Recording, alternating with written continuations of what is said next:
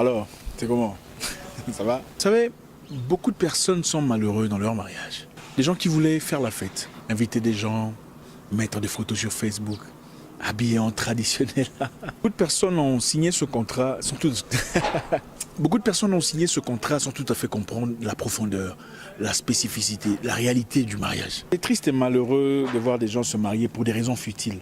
Prendre des photos sur Facebook, habillés en traditionnel, faire ça avec la bague. Des gens qui voulaient seulement faire une fête, mariés. Beaucoup de personnes mariées pour les mauvaises raisons souffrent dans leur foyer. Savez-vous qu'il y a des femmes qui ont du mal à faire l'amour à leur mari?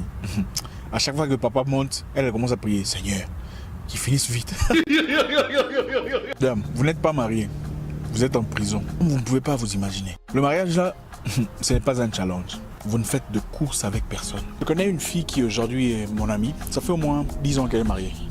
Elle a épousé un homme 20 ans plus âgé qu'elle. Non mais le gars là, il était vilain comme un chapeau. Après tout, le monsieur a l'argent, des voitures, des maisons. Pourquoi ne pas lui donner une chance? 2 ans plus tard et 3 grossesses après, elle commençait à se plaindre. Zach, tu sais, c'est difficile pour moi. Je n'arrive plus. J'arrive même pas à faire l'amour avec lui. C'est pas la même chose. J'en souffre, je te jure, je souffre. Je sais même pas. C'est vrai, c'est mon mari, je l'aime, mais je suis pas amoureuse de lui.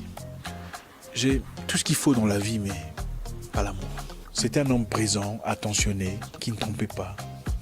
Vous ne savez pas ce que vous voulez dans la vie. Hein. Quand c'est un homme voleur, un gaïa là, oh non, il me trompe. Mais si c'est un homme sérieux et attentionné, vous vous ennuyez. Après 7 ans de mariage, elle n'en pouvait plus. Les soirs, son mari en chambre, elle était au salon, en train d'essuyer la table, laver les habits, lustrer la télévision.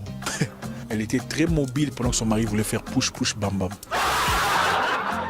Écoutez, on ne se marie pas pour l'argent, pour les biens, pour les avantages, pour les faveurs. Peu importe ce que vous cherchez dans un mariage. À un moment donné, vos vrais sentiments vous réclament. Voilà pourquoi vous verrez la femme du boss en train de coucher avec le chauffeur. Épouser quelqu'un.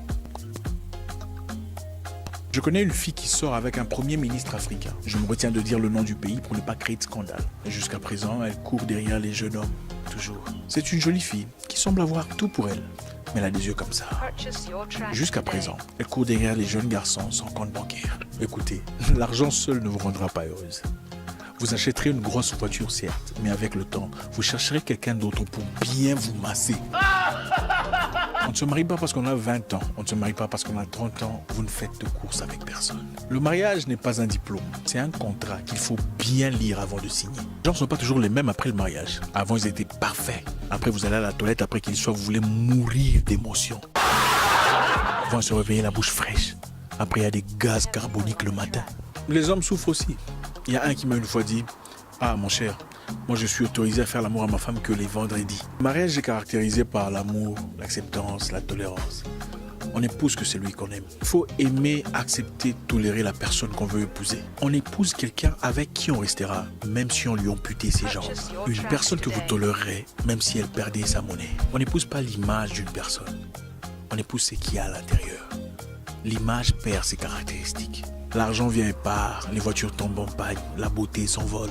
Épousez quelqu'un que vous attendrez, même si on le jetait en prison pour des fausses accusations pendant 10 ans. C'est dur, hein?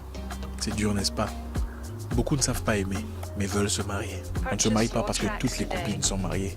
Vous ne savez pas ce qui se passe dans leur vie. Certains ont des sérieux problèmes de compréhension, d'autres d'éjaculation précoce, enfin bref. Écoutez, quand vous naissez, vous ne choisissez pas vos parents, vous les découvrez. Vous ne choisissez pas vos frères, vous les découvrez. C'est mon frère, c'est ma soeur. La seule personne que vous pouvez choisir, c'est votre compagnon.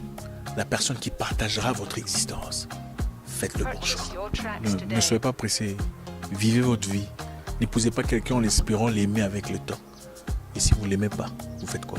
Les temps ont changé. Hein. Le mariage est un lien sacré basé sur l'amour, l'acceptance, la tolérance. Épousez quelqu'un que vous allez tolérer, même dans les moments les plus difficiles de la vie. Une personne que vous supporterez, même si elle chiait sur elle-même dans un lit d'hôpital. C'est dur, hein? C'est dur, n'est-ce pas? Beaucoup ne savent pas aimer, mais veulent se marier. D'échouer, c'est compliqué. Je ne suis qu'un homme difficile d'amour.